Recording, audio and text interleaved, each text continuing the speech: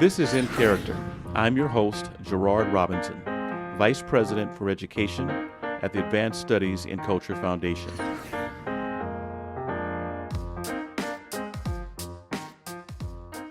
Hello, and welcome to another episode of In Character. I'm Catherine Bassett, sitting in for Gerard Robinson, the Vice President for Education at the Advanced Studies in Culture Foundation.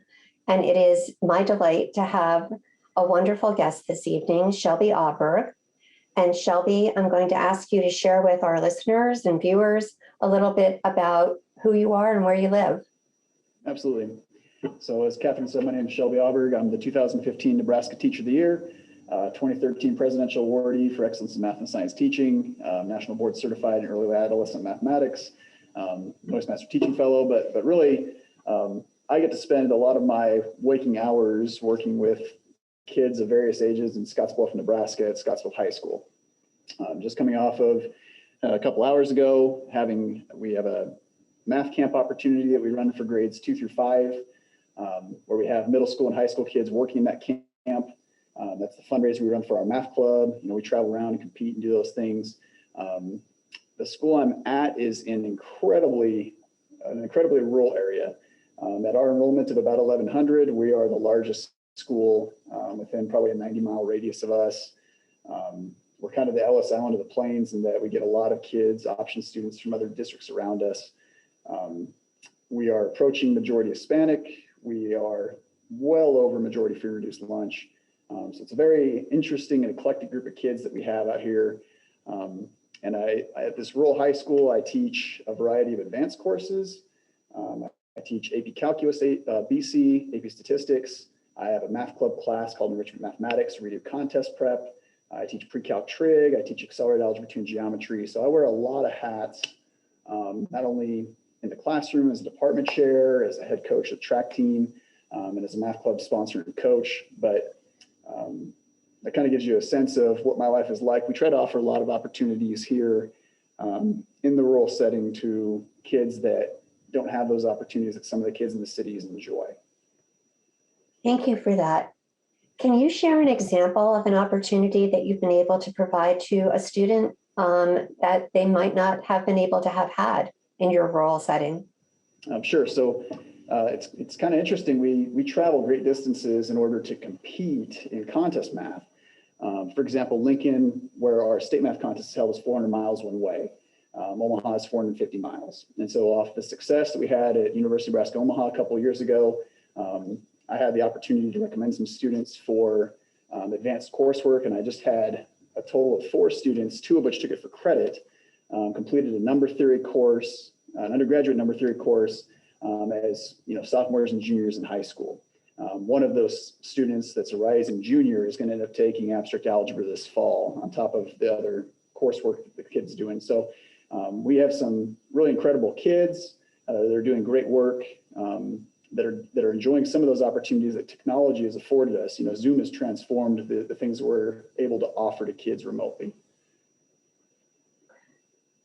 What are some of the joys and some of the challenges in working and living in such a rural area?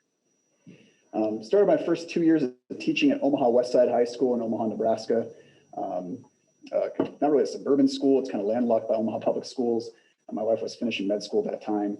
And so having enjoyed all of the opportunities that kids have in the urban setting and knowing what is available to them, not just from an academic perspective, but from athletics and activities, being able to bring that back to where I'm from.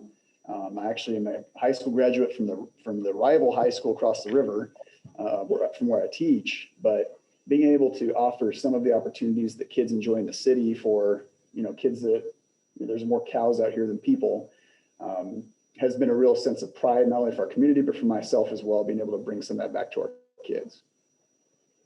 So you just said more cows than people in some areas, and yet you've had all of these honors that you have earned and deserved. What have you learned through being a state teacher of the year, a national board certified teacher, a presidential awardee in math and science, and all of the other accolades that you've received? What have you learned and been able to bring back to your students? It's easy to get the false sense that, with all of that recognition, It's easy to get the false sense that you work in this profession alone, especially in a rural setting where there's not a lot of people around that, are interested in promoting contest math, that have some of the same interests that I have in the classroom. Being a state teacher of the year has really opened my eyes to the fact that you don't do this alone, that there's so many people out there like you, that there's so many other people that are offering similar opportunities other places. And it doesn't make sense for us to silo that knowledge. It makes more sense for us to establish social networks and to share that between each other, because that allows us to iterate and get better at a much faster rate. The relationships I have from the State Teacher of the Year program are some of my most cherished friendships, some of my family, some relationships I consider family, people that I would never have matched up with otherwise, that are strikingly similar, that can, people can bounce ideas, professional problems of practice off of these people. So that's just been a wonderful opportunity, not just the people involved, but also being able to be a learner and continue down a path where, sometimes, looking at a graduate catalog, you might wonder, what's the best choice for me in terms of professional development? Really, those different programs have provided some opportunities that otherwise I never would have imagined. So it's really made me a better teacher. It's made me a better learner. It's really forced me to take a deep dive and examine carefully in the mirror my own problems of practice, and to realize that, you're not alone.